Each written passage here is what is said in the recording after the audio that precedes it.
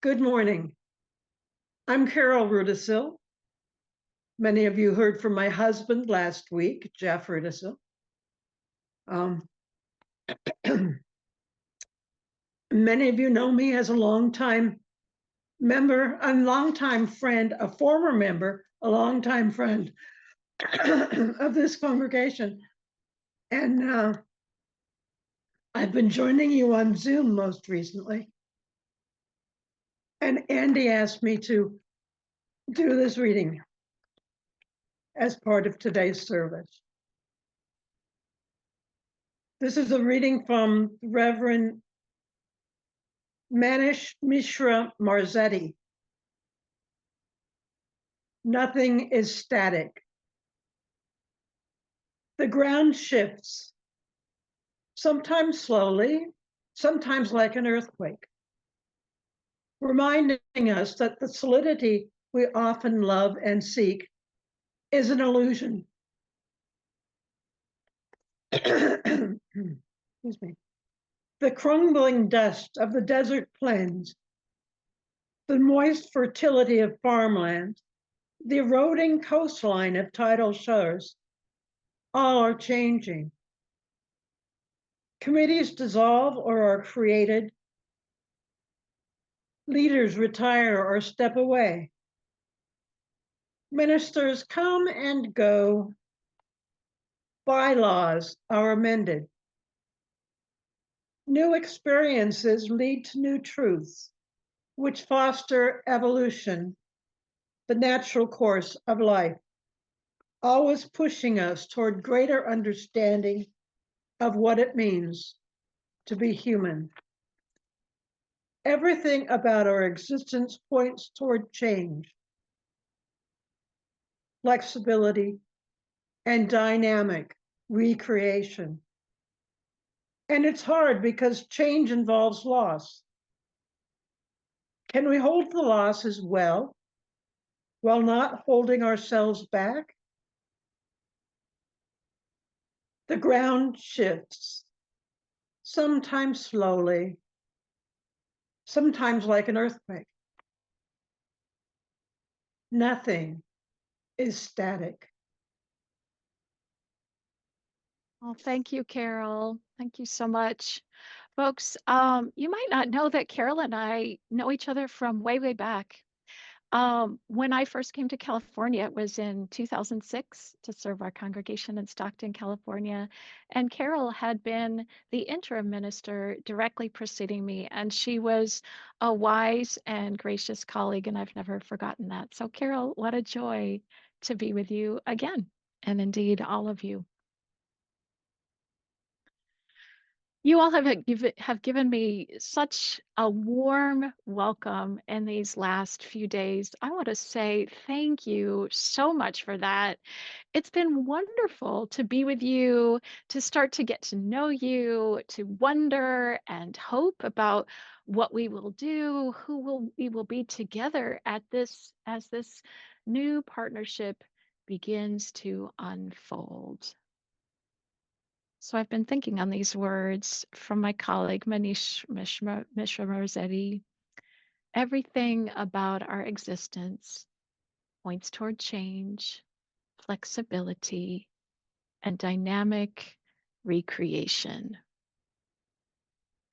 You know, some time ago, when I was serving as the associate minister in one of our large congregations in the Washington, D.C. area, I had the very good fortune to go through a ministerial transition, not as the one coming in, but as the one who was staying on. And I say good fortune because it gave me a lot of empathy for what I imagine you might be going through now on your side of this ministerial transition. 3 years into my time with that congregation in Fairfax, Virginia, my senior colleague, Mary Catherine Mourne, left to take a new position. And oh, I had adored her, still do. I was very sad to see her go, though I was happy for her. The new role was a great fit. We gave her a great send off. So that was good. Ah, and then our board hired an interim minister whose name was Jennifer, and Jennifer turned out to be terrific. I loved her too and still do. However, her coming in was a big adjustment for me and the whole congregation. I remember my biggest surprise was that it took so much energy just to get used to the presence of another person in that role. Jennifer was fantastic and she was different. And what I learned is that different takes energy to adapt to. In fact, I found that it was the little stuff more than the big stuff. At least that was the case for me. I knew that I would have to be flexible and adaptable about big stuff like different work styles, different communication styles, different theologies, different ministry priorities. I was tracking all of that. I was being super mindful about being open to those changes, but it was the little stuff that got me. In Mary Catherine's office, there was this little green three-legged wooden stool. And on this little green three-legged wooden stool, I used to set my tea every time we met in her office. Where the stool came from, I don't know. It was kind of a rickety stool, actually. It's a wonder my tea mug never toppled over. But, I was used to it. It was the stool that was there. Now, one day, early in the interim year, I went in to meet with Jennifer, who was, of course, using the ministry office. And lo and behold, Jennifer had moved the little green stool. She had stuck it out of the way in a back corner of the room. I had been doing so well with change, so well. But in that moment, all I could say was, "Where's my stool?" Okay, I know, it was ridiculous, but I felt so bereft. I thought, "Oh no, where am I gonna put my tea now? I don't like it, I don't like it." So, okay, I caught myself in the middle of this disorientation reaction, this distress out of all proportion to actual events. And I suddenly realized, oh, okay, this is what people mean when they say transitions are hard in unexpected ways. That rickety little stool in that moment had become an emblem of all the grief I felt at the loss of my closeness with my dear former colleague. The deep and complex grief I felt at the end of that very significant relationship in spite of all my excitement about getting to know my new colleague who was wonderful. And so as Andy invited us to at the beginning of our service, I want to pause and honor the grief that is surely present in this congregation, right along the excitement that we feel about the beginning of this new ministry. I am excited to be with you. I am grateful to have heard that many of you are excited to have me on board. And I just want to say it's okay for you to feel ambivalent too, because that's part of life. It is okay to miss the other ministers you've known.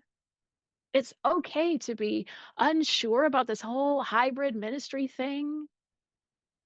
It's okay to miss how things used to be, even if you're excited about where you're going.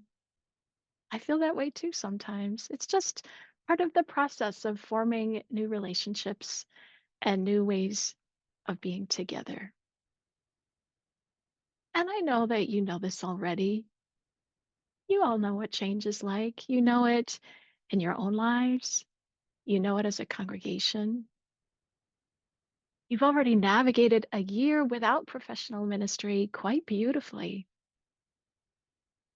But now you are entering yet another time of change, flexibility, and dynamic recreation as this new ministry begins. And I am too. We're all new to halftime ministry, we're new to hybrid ministry, and we're new to each other. So I thought that I would share three things that have helped me during transition times of my own. The first is a suggestion for all of us. The second is a promise that I want to make to you. And the third is a favor I will ask of you. So, first of all, a suggestion. And I have this suggestion for this moment when we are just beginning to know each other. It's very simple. Let's take it slow. Let things evolve and not go too fast. Now, I will admit that in this national moment, the idea of going slow may seem counterintuitive. Here we are with this critical presidential election approaching. Things are moving very fast and they need our attention. So, why indeed would I tell you to slow down at this extraordinary time in our common life? Well, when I say slow down, I don't mean that we should stop responding to the needs of our nation, of the world, when clearly our engagement is needed. But what I hope we can do is when it comes to making big decisions and big changes within this congregation, let's take it slow. Let's take our time getting to know each other because it will take time for us to form the new relationships that will allow us to act effectively and creatively down the road. It will take time. It just will.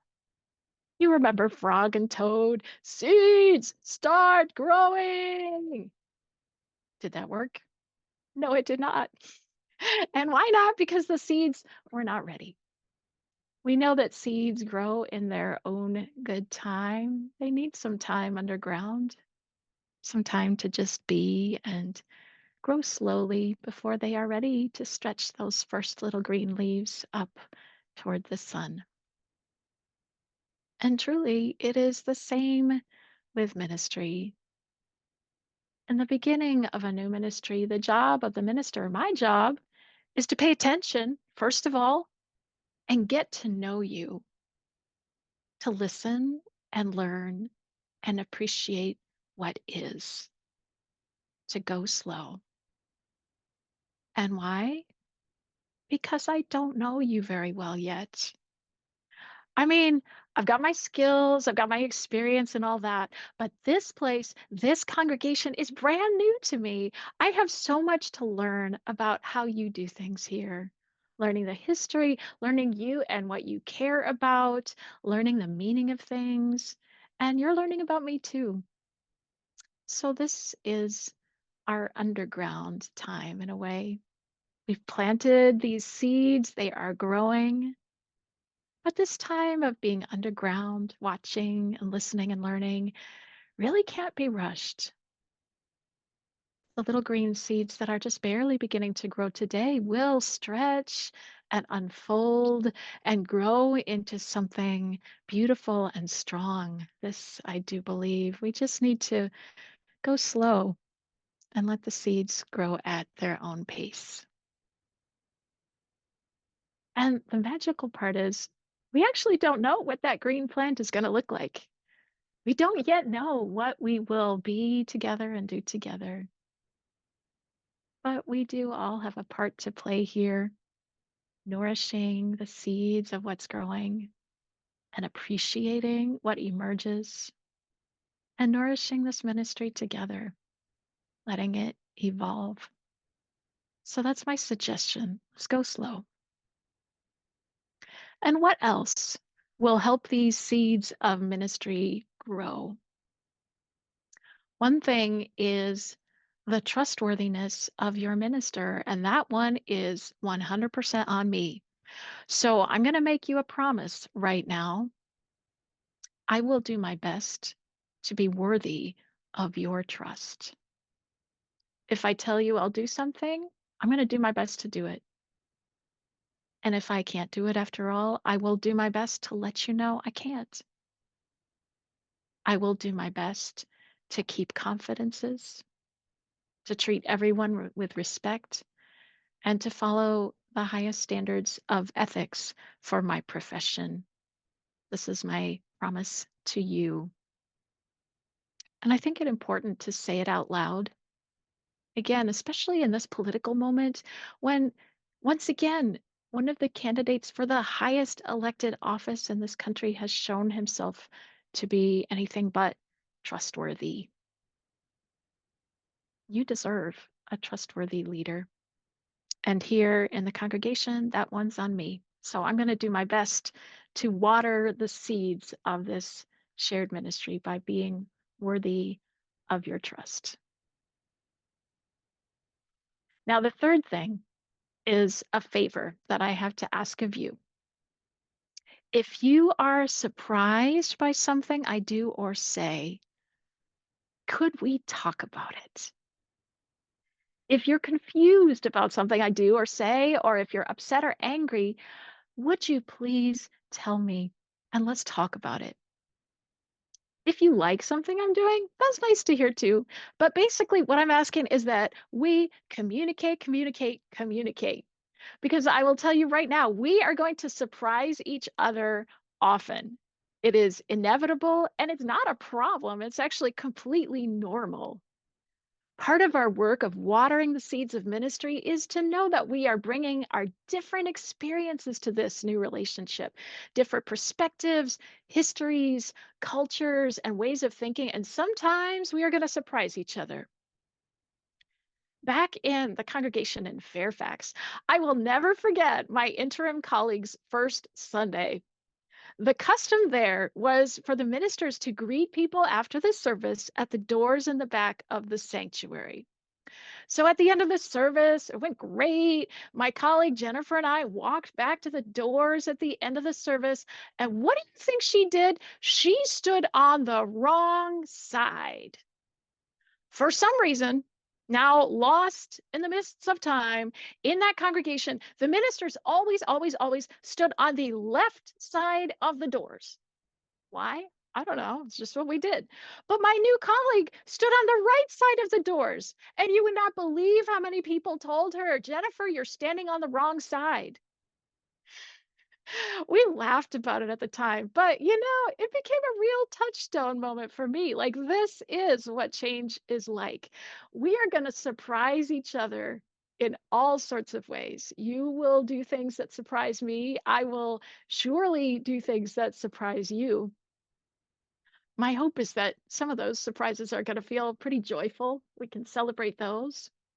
And we will also hit some bumps in the road, some tough moments where the surprises maybe don't feel so good. And we'll navigate those together too. The main thing is to just keep talking, keep listening, communicate, communicate, communicate. And so, this favor that I ask of you is truly to just let me know what's on your mind and on your heart. I will listen. And the greatest gift you can give me is your truth. Back in Fairfax, I did actually get over the loss of that little green stool I told you about. Frankly, I could have taken that stool back to my office if I had really wanted to. But, after I calmed down, I looked at it. I really looked at it. And I said, that is one rickety stool. I started setting my tea mug down on the nearby file cabinet instead. And you know what? It was fine. Life went on. All that year, we tended those green and tender shoots of shared ministry together. And by the end of our time together in that interim year long ago, they had grown into a strong and lovely plant. You too have done this before, and now we will do it together.